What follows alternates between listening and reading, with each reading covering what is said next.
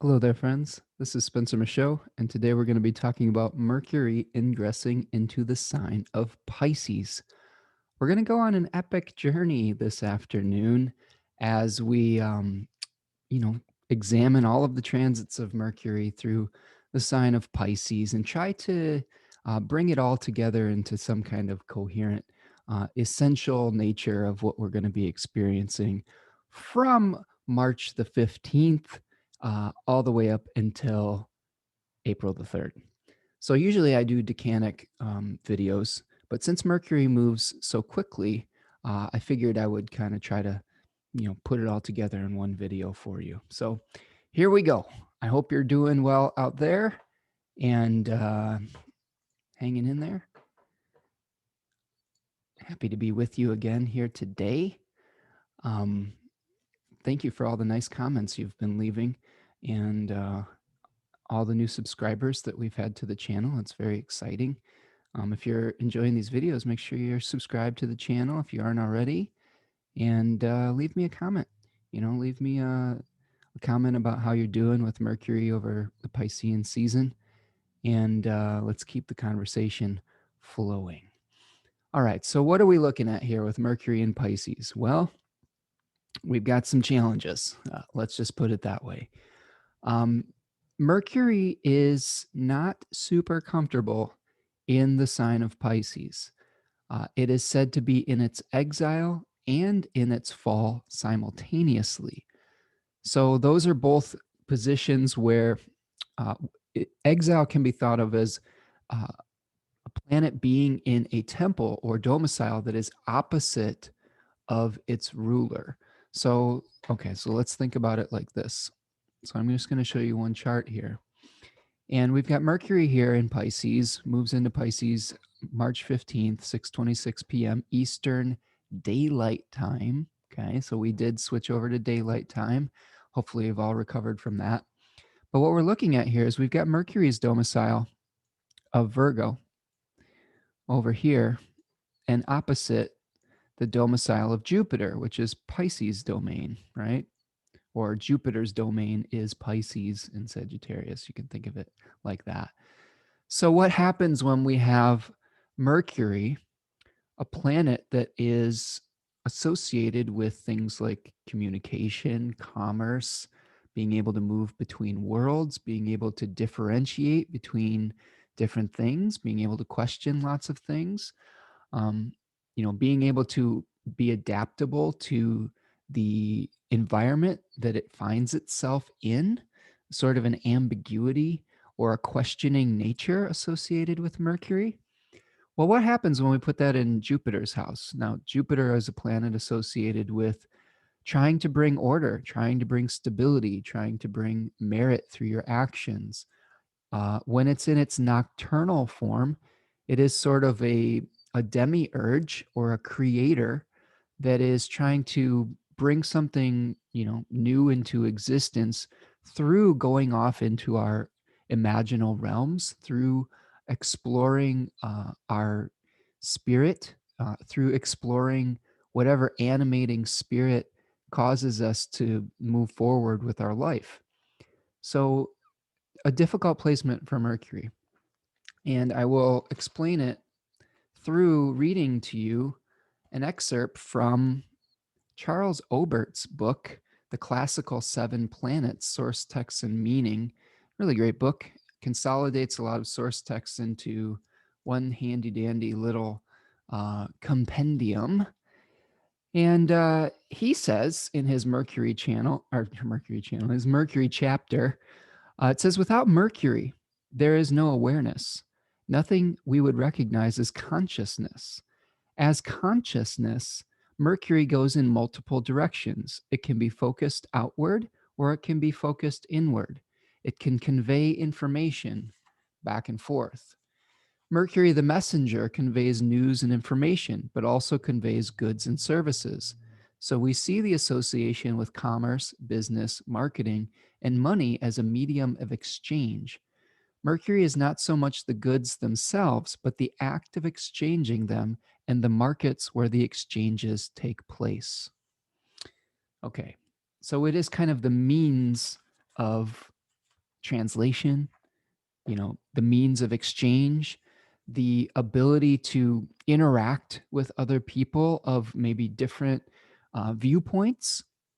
This is where Mercury really thrives in the sign of Gemini, being able to see multiple viewpoints and communicate those things to one another. When Mercury is in its home sign of Virgo, a lot of the communication is an inner one, but it is able to differentiate and demarcate and say, okay, this is a thought or a consciousness that needs to stay. This is one that we need to bring into form, and this one needs to be eliminated. Well, that ability is severely hampered in the sign of Pisces, which tends to blend a lot of things together in sort of an oceanic matrix like consciousness. So, we are dealing with, a mute sign as well. This is something to consider. When we have a planet that is associated with communication, but it is placed in a sign that is not necessarily known for being able to speak at all. In traditional astrology, they had these sort of extra conditions with a sign, like is it four-footed, is it winged, is it voiced, or is it mute? And they all had these, extra meanings associated with them. Um, but a mute sign like Pisces, Cancer, or Scorpio were associated with creatures that didn't necessarily have a voice, quote unquote. So when we put the communicator planet in a mute sign, you can kind of infer the some of the troubles it might have. Um, and I think that there are a lot of people that have had Mercury in Pisces or have that natally that can probably, uh, I was going to say speak to this, but maybe they don't speak to it. Maybe they intuit it, or, feel it, that when they were younger, they had some difficulty verbalizing some of the very deep feelings and emotions and awarenesses of the unified field of consciousness and putting it into something that is easily digestible like language. There was a lot of associations with Mercury and Pisces with like things like poetry, with figurative language or metaphor rather than linear thinking. We're really getting in touch with the right brain rather than the left brain. This is where we almost have to let go of our analytical sides and embrace our artistic and liminal sides, the liminal spaces, the in-between spaces, right? So, another thing to think about with Mercury in Pisces is that generally, Mercury adjusts to the place that it's in. Well, when we have something that is so boundaryless or boundless as the house of Pisces, like the ocean itself, uh, we may feel overwhelmed with trying to figure out which direction we're heading in, which way is up, which way is down, what kind of container we're going to pour ourselves into, because the container is consciousness itself. So um, some challenges with that. Now, in defense of all of you Mercury and Pisces folks out there, eventually many people with this placement really do learn how to manage this. It's not that they are incapable of communicating, it's that they're learning to communicate in their own unique specific way. Maybe they have certain routines that they follow to be able to keep track of things. I was speaking with a Piscean Mercury friend of mine who actually is one of my go-tos as far as like trusting their intuition. um, I would say that they have admitted that they are not necessarily the detail orientated person, and that they have had to incorporate a lot of systematic type of checklists to be able to deal with more of the mercurial parts of their life. Um, but as far as their gut instinct goes, I would trust it over almost anybody's. And I think that that is some of the gifts that we get with Mercury in this position is, the way that the brain works is much more intuitive. It's much more ephemeral. It is much more about diving into the internal spaces, right? Going off on some kind of journey to find meaning, which can make it difficult to pay attention to the everyday, uh, you know, responsibilities that we have. I think that that's what we're going to be seeing with Mercury moving into Pisces. Is we're going to want to go off in search of meaning, and that can make it difficult for us to pay the bills. It can make it difficult for us to make sure we're paying attention to the mundane, everyday details of our life that require daily attention. So, not that we can't do those things. We'll just have to work a little bit harder to organize our lives, I think, with this transit of Mercury. Okay, so now, taking a look at the condition of Mercury in even more depth, let's take a look at this. Starting off on March 15th, we have Mercury, stacked up with this, stellium of planets in Pisces. So we have the Sun and Venus and Neptune all hanging out with Mercury. Now, one of the things that I think that Mercury does is Mercury tends to create a little bit of doubt wherever it is hanging out. Um, Mercury was the cosmic lawyer that was questioning witnesses on the stand, where Jupiter was the cosmic judge trying to come to a verdict.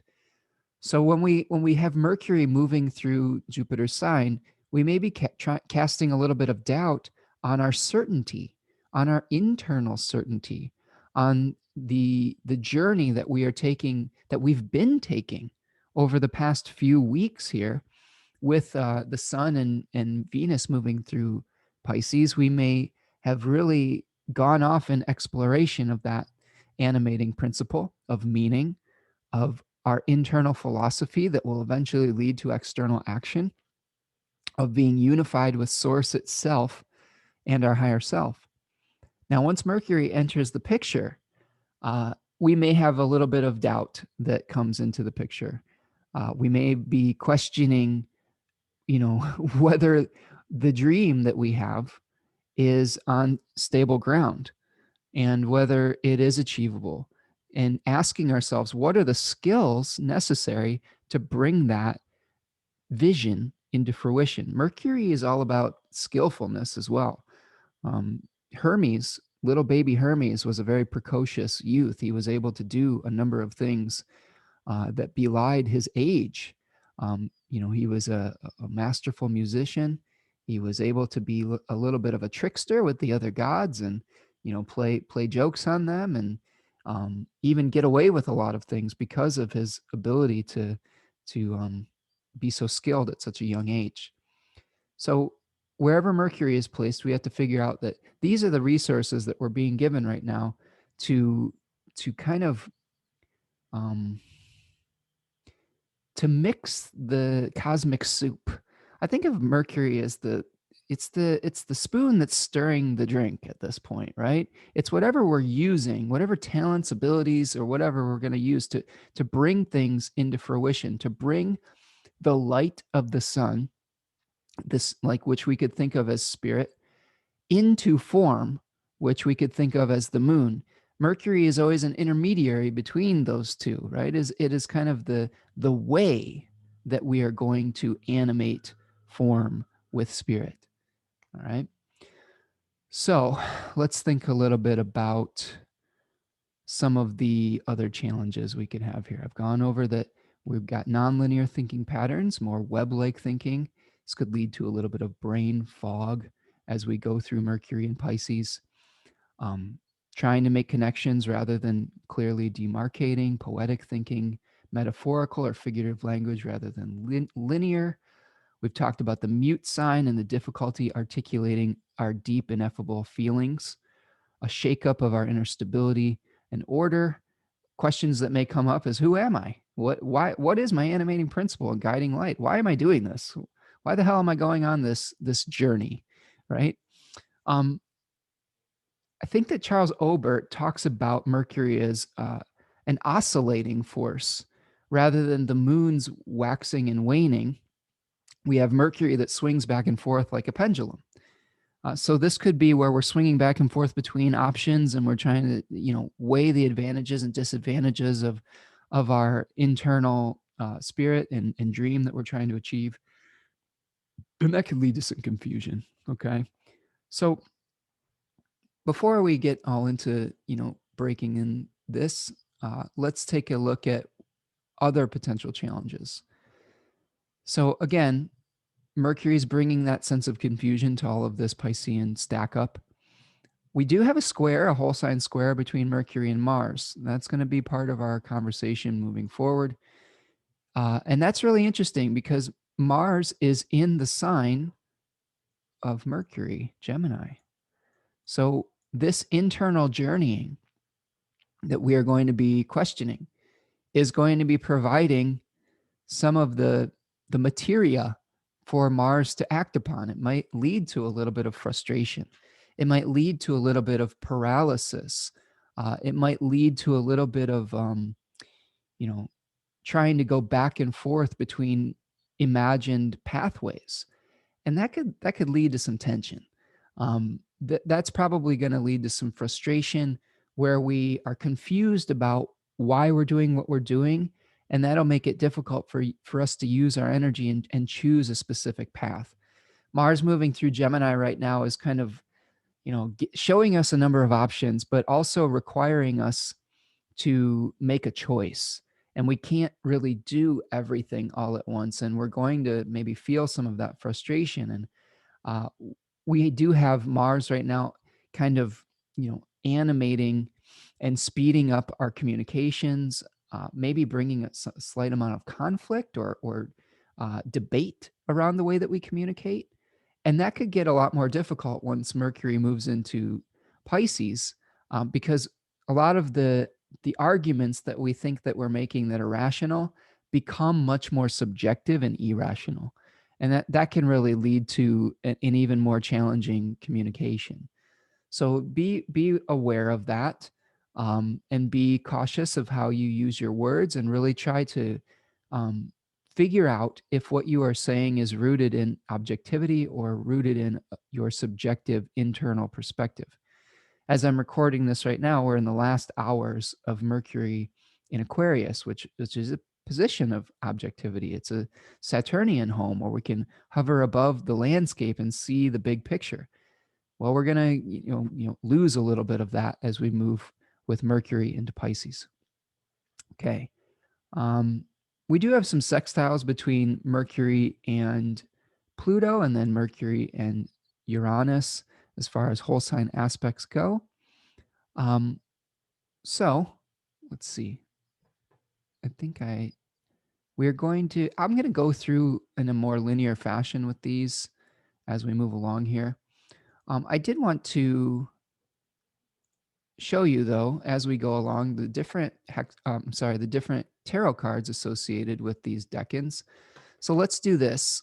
Let's take you through day by day what we're going to be experiencing with Mercury here. We will eventually get to the hexagram they'll tie everything up in a bow and kind of hopefully give us the essential nature of all of this.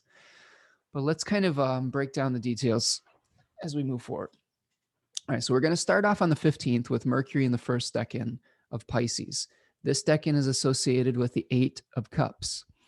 Here you can see this is the figure that is going off into the unknown, trying to find a new spiritual meaning, leaving the material success behind. So, we've had many planets over the last few weeks, going through this decan, specifically the Sun and Venus, and they've gone through their phase of going through and leaving something behind in search of it's the animating principle. And now it's Mercury's turn. So really what I want you to do is I want you to look at the Gemini and Mercury areas of your life, okay, or the houses that are associated with these two houses. And then take a look at the Pisces area and recognize that Mercury is going to be starting to go on a journey of finding meaning for what is going to be providing for the Gemini and Virgo areas of your life. So for example, in this chart that I have on the screen, we have a Virgo rising. So somebody with Mercury moving into their seventh house of Pisces may be questioning some of their relationships and how they are, what is really the driving force behind their relationships. And that may be providing information or confusion in this case for their own personal sense of identity, because Virgo is on the first house cusp, and the action that they take out in the world, because Gemini is on the 10th house cusp. Okay, so both of those could be having a focal point in the relationships. That could be where the energy is coming from. Okay, so you can do this with your chart too, and kind of shift the um, the different houses around to see where that's going to be bringing you information. All right, so when we're moving through the first decan, let's just show you what else is going to happen here. Now, through the 18th, we're going to start feeling this series of fixed stars. We've got 3 fixed stars that are very close to one another. And since Mercury is moving very fast, there's going to be a 2 or 3 day period between the 18th and the 20th where Mercury is going to hit all of these fixed stars by projected ecliptical degree. So what we've got here is on the 18th, Mercury is going to hit a fixed star called Sadalmelek. And that is the right shoulder of Aquarius, the lucky one of the king, which had some significations with agency, good luck that you create on your own. Okay. So this may be a time where we're really trying to create some of our own fortune through thinking about where we're going to go next and trying to find meaning. Very shortly after that, at 4 degrees of Pisces, Mercury is going to hit Fomalhaut, which is one of the royal watchers. It is the fixed star associated with the winter solstice. It was in the mouth of the fish, the southern fish, not necessarily the fishes that were in the constellation Pisces, but the fish that is at the that is receiving the waters of Aquarius, the southern fish. And this is a very charismatic area of the zodiac where you are able to use your charisma, but in a way potentially that uh, needs to be in service of your community. That's one of the pitfalls or the nemesis of Fomalhaut, or one of the royal stars of Persia, is that if you use those skills, that charismatic ability, that poetic, license in service of your own glorification, that can lead to a fall from grace. So be very careful that you're not using your mercurial abilities to be self-serving around this period of time. Um, and we're also going to see Mercury hit the fixed star uh, Deneb Adige, which is associated with Cygnus the Swan. This is another point in the sky where we are thinking about magical thinking, where we are feeling very artistic.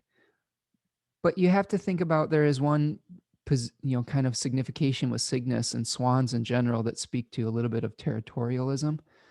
And I think that this is something to watch out for during this period of time, is when you are trying to communicate your ideas, there can be some confusion around what is yours and what is someone else's, and you know whether an idea is coming from you or from what you're absorbing from your community or from your partners or from the people in your life. Remember, Mercury is in a boundaryless place now. So a lot of our thoughts we could be absorbing from just the collective, and a lot of our feelings and a lot of the way that we're expressing ourselves could be a reflection of a million voices speaking all at once, rather than our own inner chosen voice.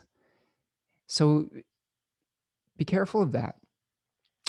As the planet Mercury is going to be moving through the first decan, the only planetary contact that we have by aspect is a sextile to Uranus. So this may be where we have to really think outside the box to shift some of the way that we deal with our material resources. We may get a little bit worried about our material resources. Uranus in the first decan of Taurus is associated with the 5 of Pentacles, where we're having a little bit of we're really trying to think outside the box so that we don't leave ourselves high and dry when it comes to the money or resources or whatever supports us in our life. There's 2 figures in that card that are having some difficulties outside of a church, and they have fallen on some hard times potentially. So there may be some communications that you receive where to not fall on those hard times, you have to do things in a unique way, an innovative way.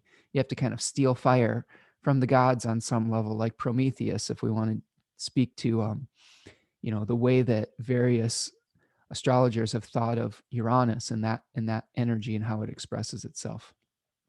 Okay, so let's move forward from that.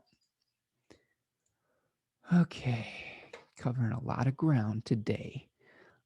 Just so you know that the face rulers of Pisces 1 are Saturn and Jupiter. So being a more Saturnian face, that's where we get that kind of leaving something behind, going off into intentional exile, and maybe feeling like we're just not being able to connect with something and feeling a little bit of discontent. I think that's the Saturnian vibe that we've got going on there. On the 22nd, Mercury is going to move into the second decan of Pisces. And that's where we're really going to start to feel the square with Mars. Okay, so we see this here where we've got Mercury starting to apply to a square with Mars. So the energy and intensity about the choices of the paths that we have in front of us are really going to intensify. And this is really interesting because we've just, gotten the sun being basically reborn at the spring equinox. And we're going to feel like we want to take action. This Mars is going to be informing the actions that we're taking with the sun, this vital spirit, this animating, life-giving force that the sun is. We're like ready to move forward with something, but there is probably going to be some tension in the beginning of Aries season because the host of the sun is making a square to that Mercury in the second decan of Pisces.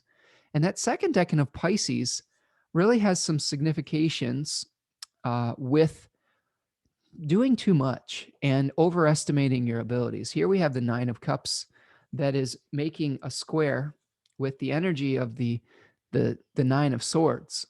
So through potential overconfidence, we may be creating this situation where we, don't know what we should do next, with this Nine of Swords kind of thing where we're like, oh my God, there's so many choices. I don't know how to reconcile the dualities of my path. There are some fixed stars in this decan at 15 degrees of Pisces, one called Achernar and one called Ankaa, where there is that story of Phaethon, the son of Apollo that was trying to guide the chariot of his father across the sky and failed and overestimated his power and was eventually struck down by Zeus and drowned in the river, the Eridanus. So I would very much caution you at the beginning of the spring season. You don't have to do everything at once or all at once. Yes, it is important to make some choices and begin to make choices and eliminate some options so you can move forward with your chosen path. But again, you will have to be patient with the process, and you will have to figure out which of those paths really does resonate with you in your internal, heart-centered awareness of who you really are and your connection to your animating spirit. I love that word. I'm going to keep saying that word in regards to Pisces and Jupiter and Pisces. It's, when we've gone through this journey at the end of winter, we really are going through the end of the hibernation phase after we've, rejected so many things throughout the throughout the Saturnian signs of Capricorn and Aquarius. Then we're trying to bring reunification in Pisces to figure out, the why of what we're moving forward. And then once we're moving into this Aries type of consciousness, we want to take action on what we've decided we want to do. So that necessitates making choices and splitting away from the crowd and the mother plant. It's like birth, I think of Pisces as this gestation period, right? Where we're growing inside a womb, and eventually we have to go through the pain of birth in Aries to become this individual point of consciousness that is separate from the mother. And that's some that can bring some pain. That's not always a nice thing. There's a reason why babies cry when they're born, because they're like, oh my God, put me back. Like, What happened? I was so comfortable in this womb. Everything was provided for me. You know, I could hear a heartbeat, and now I'm cold. I'm wet, and I'm, this in pain. Like it's a shock to the system. But eventually, we move through the shock, and we are able to kind of start uh, step by step. You know, I think getting used to this new world that we're a part of, this new separate identity. And eventually we can maybe even take some joy in that process. All right. So as we move through this, on the 22nd and 23rd, you can see that we have that square with Mars. So be really careful about the way that you communicate with people around this period of time, because of your own frustration with trying to figure out who you are and what you want to do, it may cause you to lash out and argue with people. Be careful not to project your own doubt onto other people and get into arguments with them because you yourself are feeling insecure. A lot of the times we can get into arguments with people, especially when we are challenged. When our position is challenged, we can get into arguments with people because we feel sometimes that when someone has a separate or different opinion than us, that necessarily means that they are rejecting our viewpoint or our core identity, which is not always true. Um, and that one path has to be wrong for the other to be right, which is also not true. Sometimes people can have different paths. Sometimes there can be a truth for one person that is not a truth for somebody else. And I think that is really the core of this Mercury Mars square, is that your truth may not necessarily be the same as someone else's, and you're going to have to allow for that ambiguity to just remain. You don't have to solve it. You just have to kind of resolve the ambiguity within yourself so that you're not inadvertently creating external conflict, um, based on trying to make everyone else wrong so that you can be right. Does that make sense? All right. So that's my dad warning for for this day. Um, okay. One other interesting thing is happening here on the 25th. Mercury will be at the bends, or at the squaring the nodes.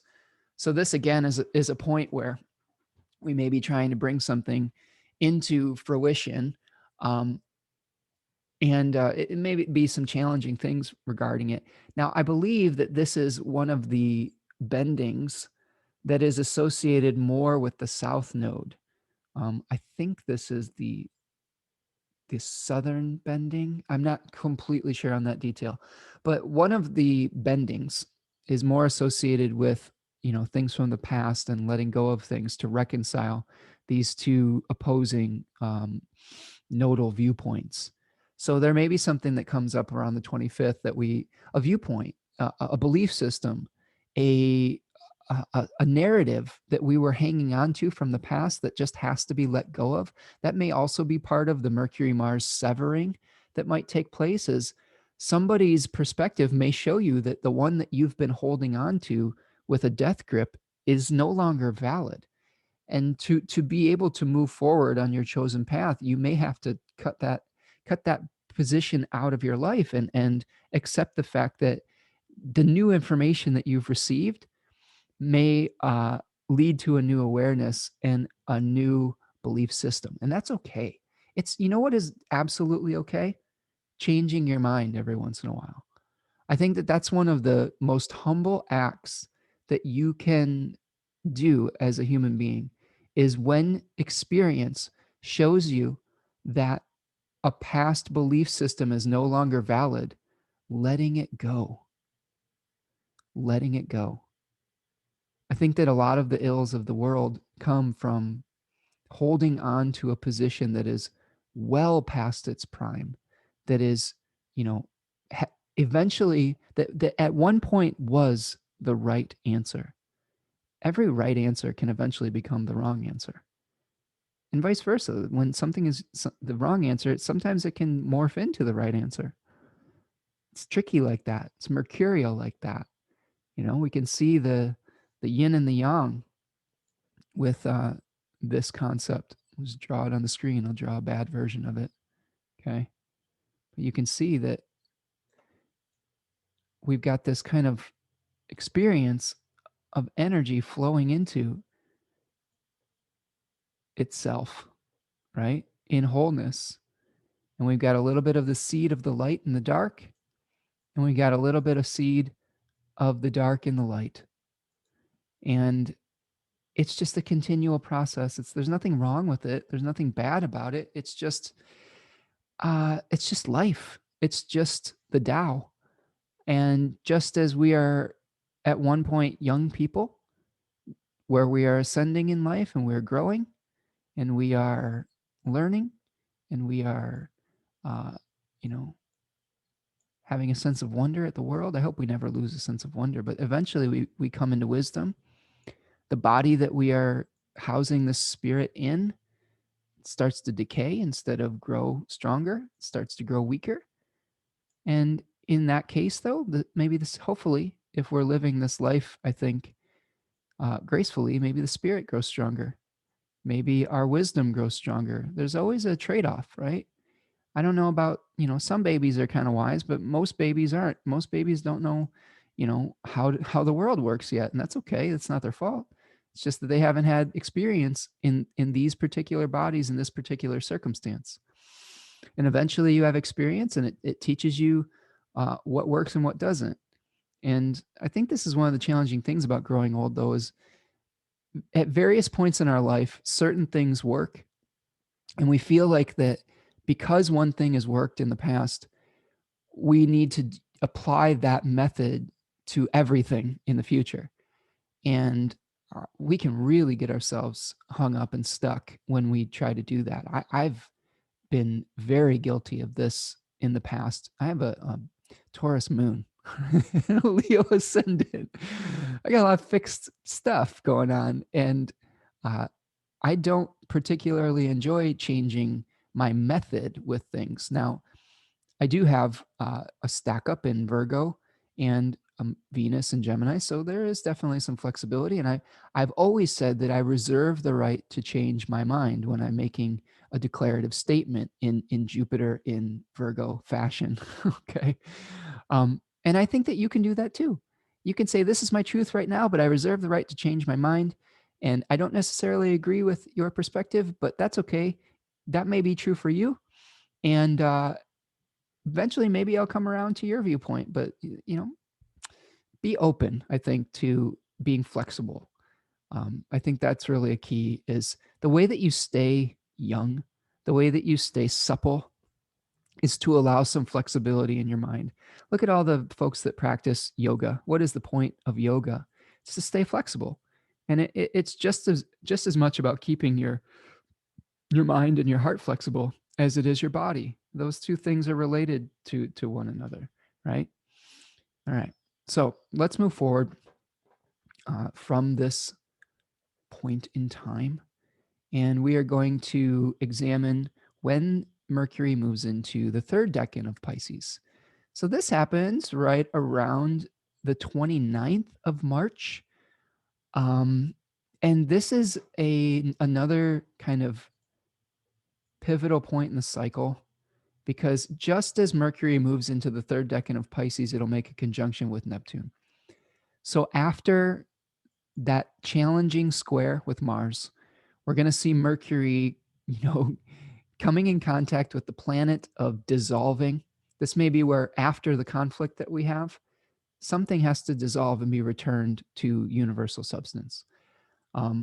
As I've said often in this program, my experience of Neptune is one where I just feel a lack of energy. Schmidt talks about this as a transcendental moon, where it's almost like we're returning the essence back to spirit and the matter back to universal substance. It's that dissolving type of energy. Yes, we can also think of it as a desire to transcend physical reality altogether, to sacrifice or martyr ourselves for some kind of cause or purpose. But you just have to be careful, because Neptune also has some associations with toxicity, with altered states of consciousness, with poisons, with belief systems that can, either overwhelm us or take us off of our path completely. So this may be where we finally are resolving an illusion or a delusion that we have. And that can be painful sometimes, that there may be some sadness associated with this. There may be some real beauty. It is both. I think it can be both of those things simultaneously. So, like I said, as Mercury ingresses into Pisces 3, it's going to immediately conjunct Neptune. Okay. And this tarot card that's associated with this decan is the 10 of Cups. This one is called A Cup of Blood in Austin Kopek's book, and it is the Mars decan. The second decan was a Jupiter decan, where we're trying to, after we've gone off in search of meaning, we're trying to bring it into some kind of order. We're trying to be Neo in the Matrix in the second decan of Pisces. And now in the third decan, we're saying, what are we going to sacrifice for the vision, for the happy ending, for what are we willing to give up for our wish when you wish upon a star, as I've been talking about in previous videos with Pisces. This is the heights and the depths of agony and ecstasy. I would caution you with this position. Be gentle with yourself. You're probably going to be feeling fairly emotional around this period of time. Choose the middle path, right?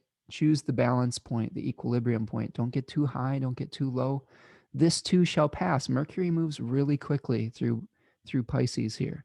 We've got, I don't know, roughly about 20 days or so. Maybe not even, I don't know, about 20 days. Really quickly.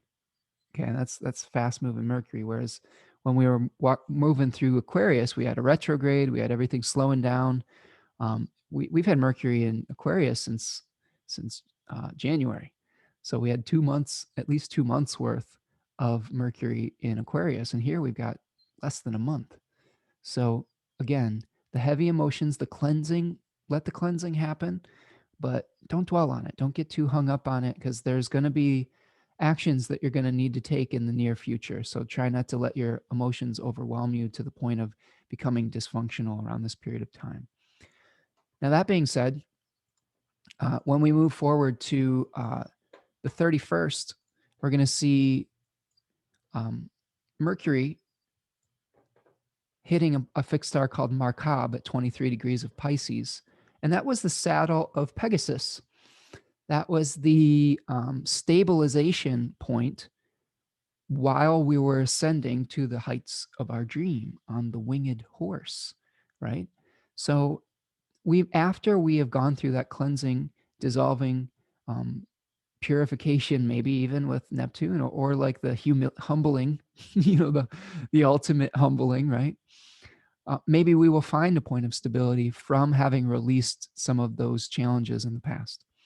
And that can help us move forward. That can help us move forward with grace and dignity and with confidence, right? I think that this is going to be part of the challenge with Mercury in Pisces. Is there may be confidence questions. We may be questioning ourselves, saying, is this really what I want? Is this really what I want to do? And it's okay to ask those questions. On the 2nd of March, of April, we're into April now.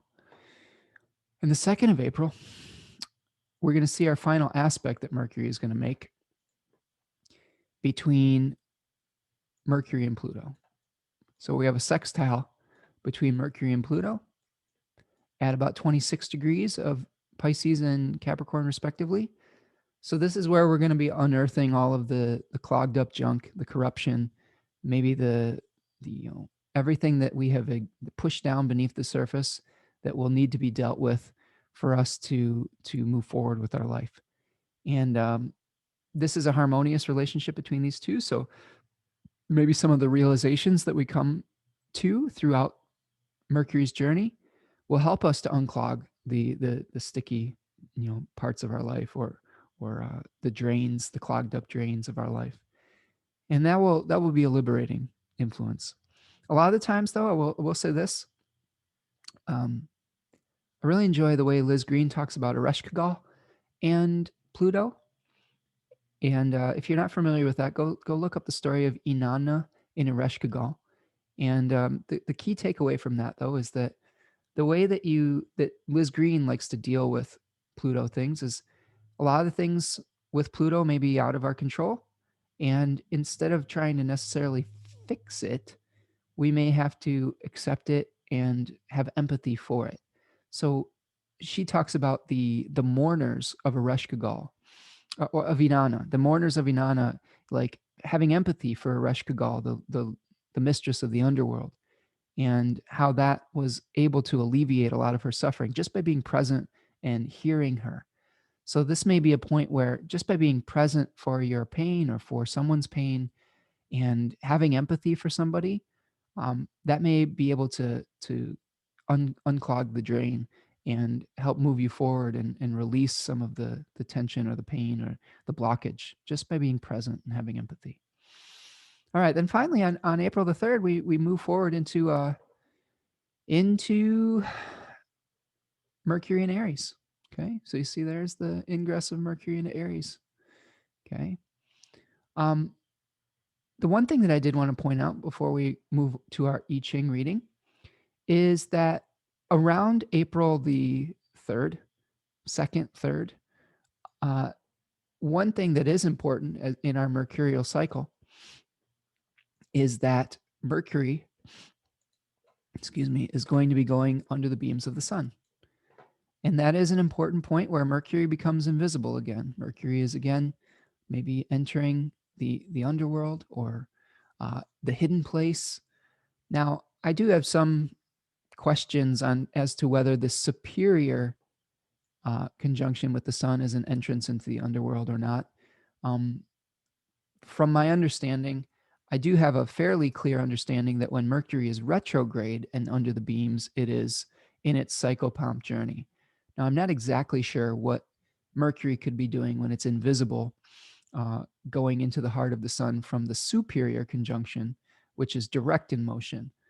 I've talked to my friend Gary Caton about this a little bit, and I think that one of the ways he described it is Mercury going to Mount Olympus when it is in the superior position, and maybe this was his return from visiting the gods and bringing the significations back down to earth.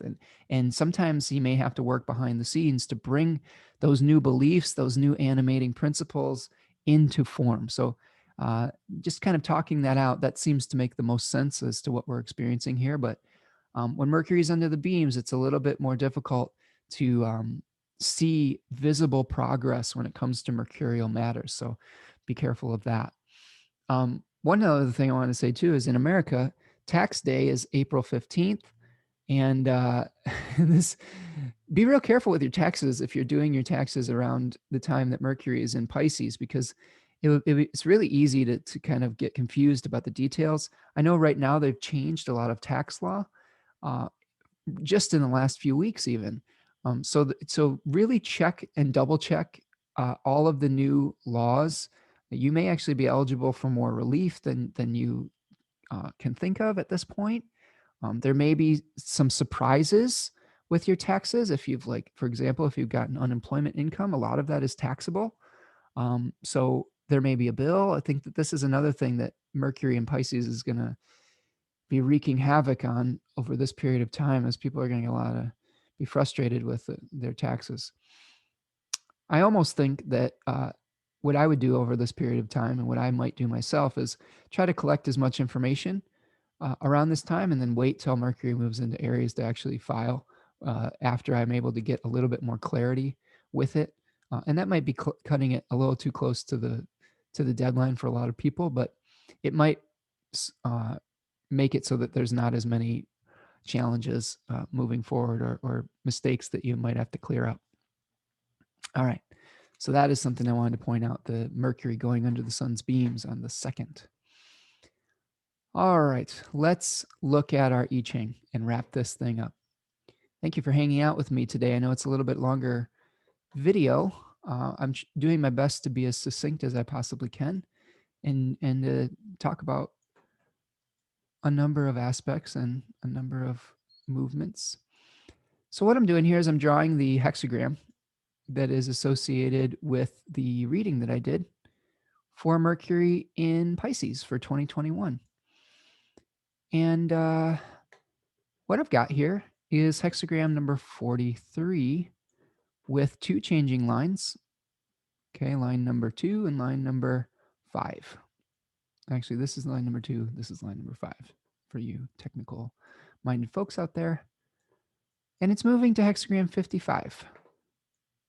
So what we are looking at here is we have a trigram that is 43 is made up of two trigrams, the lake or the marsh on top of heaven.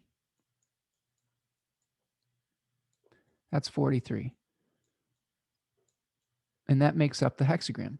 And then 55 is thunder on top of the light or fire. So think about that one as thunder and lightning. Okay. So each of these trigrams sort of has an essence that when they come together, they create this, this kind of circumstance that we're ascribing to our lives as human beings that is a force of nature on some level.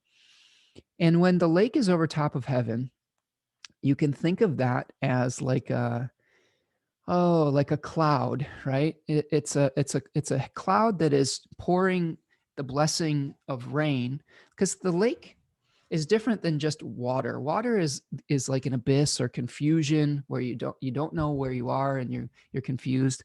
Lake or marsh is like an abundant source of life. Like think of like a lake that has a lot of fish in it, or a lot of like seaweed or bugs and all of these things that where life is really prevalent and abundant. There's an abundance with it. So whenever we have the lake on top of heaven is kind of like creation itself. So we've got this combination of lake and heaven, this creating abundance where we have to, they call this hexagram deciding, resolution, breakthrough, like finally the clouds have opened up and it's raining and we're taking action on something. So they talk a lot about sharing your blessings and actually finding your voice in this hexagram, which I thought was fun because we were, talking about the muteness of Mercury and Pisces, and we really have to figure out how are we going to speak in this case. So Hillary Barrett, in her wonderful book, Walking Your Path, asked the following questions for hexagram 43. It says, what do you stand for? How do you define yourself? What belongs in your realm? And where do you need to make a clean break? Now, one of the things that I didn't discuss when I was talking about the condition of Mercury is that Jupiter is going to be providing from Aquarius 3, which is associated with the 7 of Swords. And that is all about leaving the known behind completely. Okay. So that's that card where you see someone sneaking away with a 5 swords and leaving a few behind and looking over his shoulder and saying what stays and what goes, and I need to just finally just leave this situation behind. So really a lot of this questioning that we're doing is in an attempt to finally move forward with our life and leave behind the past. So again, I really do think that this will be a transit of Mercury where we're letting go of old limiting belief systems so that we can move forward with our new chosen reality and our new chosen path. Okay, so this one talks about asserting your identity and your right to be heard. There is a quote where it says you should speak your truth even in the king's chamber, like even if it brings danger to you, right? Asserting your or declaring your truth could stir up these old insecurities or old ghosts and put you in some kind of danger. When you state your truth, you run the risk that other people will disagree with you and have a different truth. And again, like I stated in the beginning of this, that's okay. Everybody has their own animating principle, and sometimes they're even diametrically opposed. But just like we need night and day to balance out, the length of day, just like we have winter and summer that balance each other out, sometimes we have people that are working at different purposes in life that bring balance to the world as well. We have accountants and we have uh, we have painters, and they've served completely different functions in the world, but we need both of them. You don't want to hire the painter to do your taxes this year, which you may be tempted to do, which with Mercury and Pisces. You're like, you pick your most poetic friend and you say, help me with my taxes. And they're like, hark, what light on yonder window breaks? They're just waxing poetic with Shakespeare. That's not the person that you want, like, trying to help you with your taxes. You want someone who's grounded and able to see what you may have missed, rather than somebody who may miss what you've already seen. Okay. So I think that that's a great way of thinking about this. Is they have equal importance, though. Like, you're not going to hire the accountant if you're going to commission somebody to paint a portrait of your beloved cat that uh, you know you want to immortalize in surrealistic art, right? Like, you might want to hang out with that Piscean type person to get the essence of their beloved soul, right? So again, balance is the key. It says it's better to put your truth out there, even if it creates danger, rather than ignoring it. So don't get so hung up that you're going to create waves that you don't decide to speak out, or that you don't repress yourself too much or censor. This is a time to communicate, it says, not fight. So we shouldn't be fighting with other people. We should be, you know, communicating, weighing, balancing, getting some other opinions so that our vision can be refined. It says focus your intention on what you are moving towards, not what you are reacting against. Really important for the Mercury Mars square. Okay. Mercury's using Jupiter, which wants to bring things together. So, instead of just saying, I don't agree with that, that's not me, blah, blah, blah, just show the merits and the values of your position, and then leave it at that. And they can state the values and merits of their position, and they can leave it at that. And if you have to agree to disagree, so be it. All right. All right. Line number 2 at the bottom here says, alarmed, calling out, evening and night, bearing arms, do not fear. It says a call to change has come. It's important to carry your message well. Develop caution and inner strength to overcome the fear of the unknown. Pursue the middle course.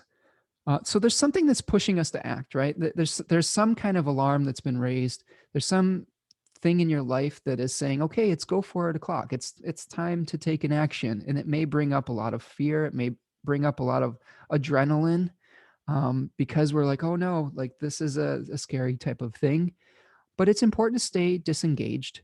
It's important to stay alert to your environment, and to, imagine that you are out in the wilderness, like this figure in the Eight of Cups. And in your journey, you see lots of dark clouds forming, lake above the heaven, right? And a thunderstorm is coming. And you can feel all the possibilities that are about to come into your life, all the responsibilities, all the things that, potentially it could feel dangerous because of the change. And, you don't want to get caught out in the rain without an umbrella, right? Or you don't want to get caught out in the open if there's a thunderstorm coming. So you have to have vigilance. You have to maybe take some shelter. You have to be aware of your surroundings so that you don't get struck by lightning. And vigilance, I think, is the key to this line, right? Just being cautious and not doing anything terribly, uh, you know, I don't know, foolhardy. Okay, so let's move forward to line number 5. It says, Amaranth on the high ground. Decide, move to the center, no mistake. So it says, nutritious, healing amaranth grows on the high ground by itself. No one planted it. This line in my research and reading multiple translations, this line is really, I think, about accepting what is coming to you, which could be potentially something valuable, but also potentially something unexpected.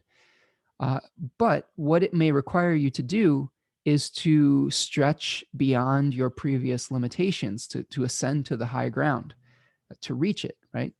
And I think that one of the things you're going to have to do is decide how you want to use your energy to be able to reach that thing of value, that nutritious, nourishing amaranth, whatever form that takes in your life, whatever that represents in your life. But it does talk a lot about using balance in your energy. Remember, again, balance is always the key. When we make a decision, it doesn't have to be all or nothing. We can kind of live ourselves into the answers. And again, Pisces is a mutable sign. It's very changeable. The answer that you thought you were pursuing, the dream that you thought was pursuing, or was pursuing you, or that you were pursuing, may not be the one that's actually pursuing you, right? I guess is how I want to say that. It may not be what spirit has in mind for you. A lot of the times, the act of surrender, which is also a Piscean theme, especially in the third decan, surrendering, is a lot of the times the divine has a plan that's better than our own. A lot of the times, God, or whatever you want to call it, uh, gives us a course correction. And we, through our limited amount of awareness, we may think that we're acting in service of the greater plan or the greater mystery, but we don't always have all the information. And sometimes, like I said in the beginning of this, circling back around, when new information is presented to us, that's when we have to shift and think on our toes and change course. So that might be part of what this is all about as well. Is if new information comes up, you're going to have to be flexible, right? You have to be willing to make adjustments. All right, so this is moving towards 55, which is called abundance, zenith, fullness. This is a really interesting hexagram, mostly positive, but also latent with responsibilities. 55, it says, what are you called on to do? What decisions must you make now? Hilary Barrett talks about that you are sitting on a cornucopia, a wealth of resources, but also a wealth of choices, tasks, and demands. So there's a story of a ruler that was waiting for a sign to, I don't know, I think overthrow a corrupt kingdom or something of that nature. And he was, in the process of, waiting for this omen. And finally he saw an eclipse and he was like, all right, there's the eclipse. There's the sign I was asking for. It's go 4 o'clock. It's time to take an action. It's time to take up, power. It's time to take on the mantle of responsibility. So there might be a sign that happens, an omen in your life, that may spur you into action. Perhaps maybe when Mercury goes into the beams or something of that nature, maybe through a realization that comes to you through the conflict with Mercury and Mars, through the dissolving of Mercury and Neptune, and then eventually the contact with Mercury and Pluto, that says, okay, you aren't going to be able to stay in this position any longer. It's time to move. And the hexagram specifically talks about this is not the time to grieve the past or wallow in sorrow. It's time to decide what you're going to do and make practical preparations and march out. It's go time. Okay. Now, you've heard me, if you listen to this channel, you've heard me preach patience and preach, balance and equilibrium. That's my default. But there are moments where we do have to spring into action. And there are moments where we just it's time to make a choice. We no longer continue on the path that we were on before without suffering. And I think this is that moment. This is spring. This is the time that we have to say, okay, this is what I'm going to do now. I've reviewed, I've reflected, I've, tested my viewpoint with other people's viewpoints. I've maybe gotten some feedback that was, hopefully it was constructive and not too painful.